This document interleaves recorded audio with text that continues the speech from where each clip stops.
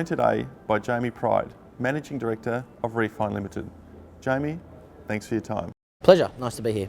Can you give a bit of background to REFFIND Limited and some of its competitive advantages in the marketplace? So REFFIND is an employee experience and communication platform that we developed about 18 months ago that really helps companies to more effectively communicate with their employees in a mobile channel.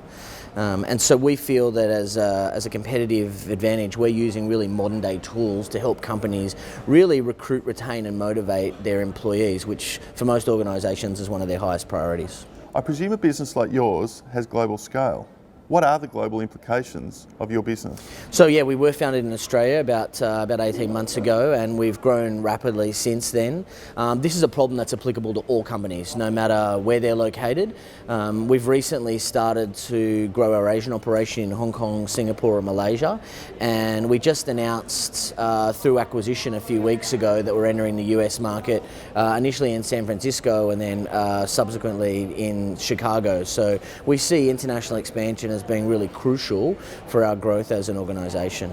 How important is the US market to the growth plans of REFFIND Limited? It's hugely important. It's part of the reason why we made the acquisition, but we see that market as being, obviously much larger and potentially more mature than the Australian market in some respects.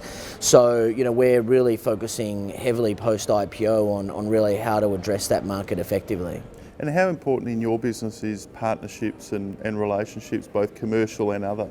Yeah, it's pretty important. I mean, as an organisation of our size, anything that we can do to help scale or amplify the business is useful. And so we see channels and partnerships as one element that helps us get that scale and acceleration.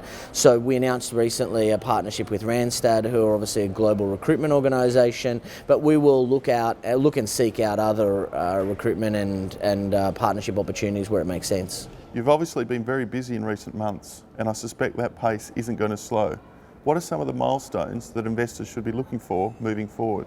Yeah, look, the two things that really preoccupy most of my time right now is doubling down on a US entry, and so I'm going to be moving to the US early next year for a short stint to really solidify that market entry for us, and then also continuing to develop and expand our products. So we announced that we're bringing another element of our product to market in Q1 next year, so we continue to innovate and to offer additional value to our clients. So they're really the two things that I'm focusing on right now. How important are events like TechKnow 15 to educating the wider investment audience? Look, I think one of the best things you can do as an early stage technology company, especially one that's just recently listed, is continue to educate the investment community on what you do. And I know that a lot of people invest in companies with various degrees of knowledge, and for us it's been really important to get out there and explain what our business is, what it does for our clients, and why we think that we've got a large market opportunity in front of us. Thanks for your time today, Jamie. My pleasure, thanks for having me.